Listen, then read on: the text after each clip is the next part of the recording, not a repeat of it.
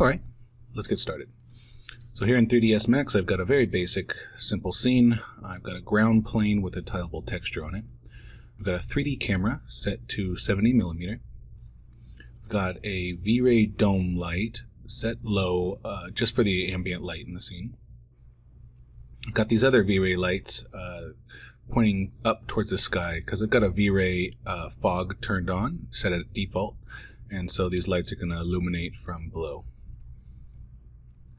So let's look through the camera view and pull up the render dialog. We're going to set it to V-Ray RT, and we're going to set it to CPU, and maybe set it to 10 minutes. I'm going to remove some of these passes because we don't need them right now. And I'll hit render.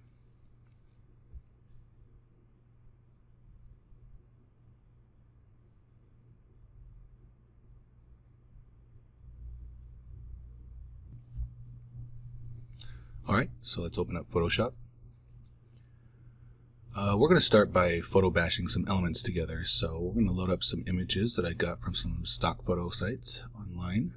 And we're going to start by cutting some of these elements out. So alright, we're going to start by using the quick selection tool by hitting W. If you've never used this tool before, basically Photoshop attempts to make a selection based on where you drag the mouse and finding pixels similar in tonal value and contrast value. So we're going to drag across the sky here, and then we're going to hit the mask button, invert the mask. And you can see because it's automated there's some problems left behind, so we'll just basically go in with a lasso tool, select those areas, and hit the delete button in the mask so that we can cut out this mid-ground element.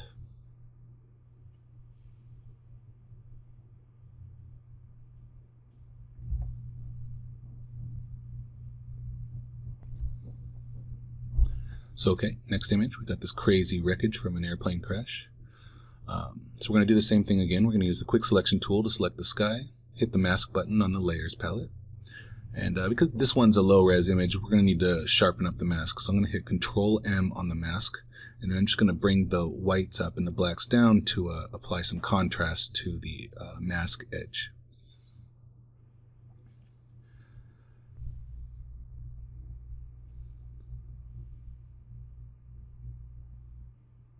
So I'm going to apply that mask. And real quick, I'm going to remove the edges of this airplane element because of the crop line in the photo.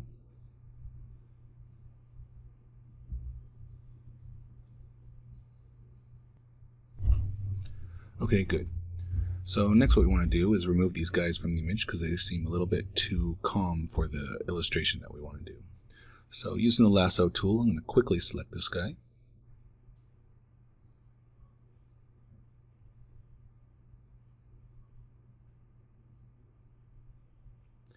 And then using the patch tool, I'm going to drag the selection to the left, and Photoshop will attempt to patch in that area with a content aware. That too is not perfect, so we're going to go in and we're going to do it a couple times to kind of continue this oil pan chunk to make it look continuous.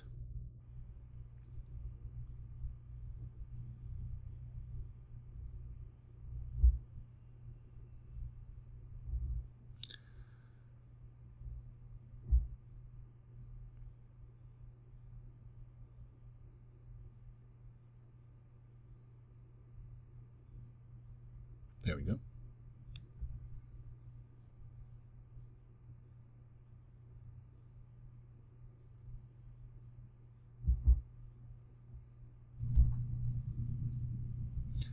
Okay, great.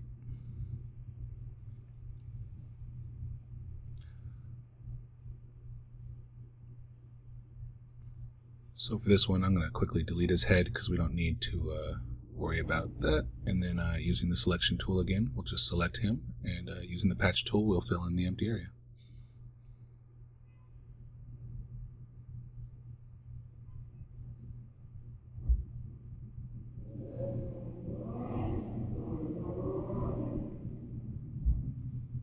Pretty good. All right, last one. So lasso, then patch. Alright, for this image we're going to do the exact same thing again, only this time I want to separate the foreground soldier from the background. So I'm going to use the same tools again, using the quick selection tool, the magic selection tool, and the patch tool. I'm going to go in and I'm going to just quickly select these guys and separate them out. So I'm going to fast forward so you guys don't have to watch that process, and then I'll be right back. Okay, great. So here are the three images. We've got the soldiers separated from the background. And we're going to go back into 3ds Max and we're going to save out that render that we did and load it up into Photoshop. Okay, so now I'm going to drag those images onto that render. The first thing I'm going to do before I do anything else is I'm going to put each one of these elements into their own groups by hitting Control-G. And then I'm going to name each group what they are. So it'll be the soldier layer, the truck layer, and the airplane wreckage layer.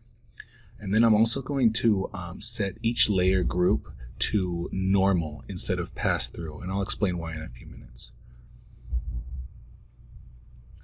So now I'm going to put at the very top a layer 50% transparent with a red line on the horizon, so I have a guide to show where the horizon line should be. And now I'm just going to kind of place these elements really quick just to kind of get a feel of the composition that I think I want to do.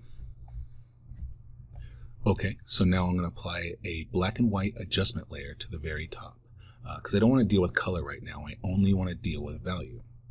Also, the reason why I set each group to normal instead of pass through is because now I can apply an adjustment layer within each group, and that adjustment layer will not affect the groups down below it. So in this instance, I've got a curves adjustment layer darkening the soldiers group, but that curves is not affecting the truck layer down below. This kind of setup just gives me a little bit more control at these early stages of my paintings when I'm figuring out layout and whatnot.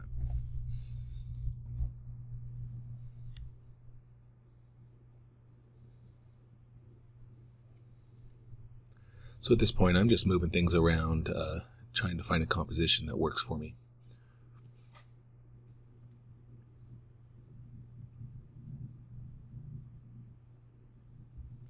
I'm going to adjust the ground underneath the soldiers.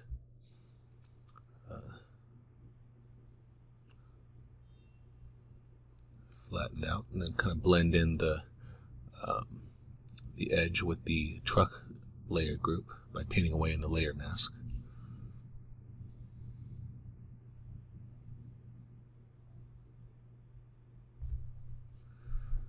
Okay, we've got a foreground and a middle ground element. Now we need a background. So I'm going to bring in another photo of these destroyed houses, and using the same tools as before, I'm going to cut out the element and put it in a group and bring it into the scene.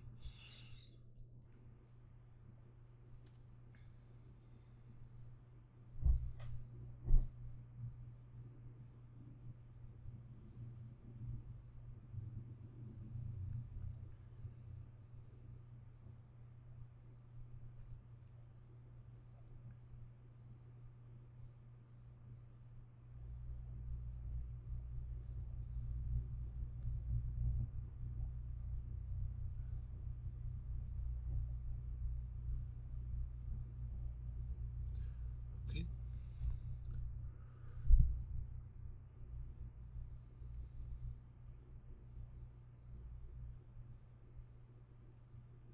So I'm coloring my groups now at this point so I don't get confused on which layer is which. So it just makes it easier for me to keep track of what I'm working on.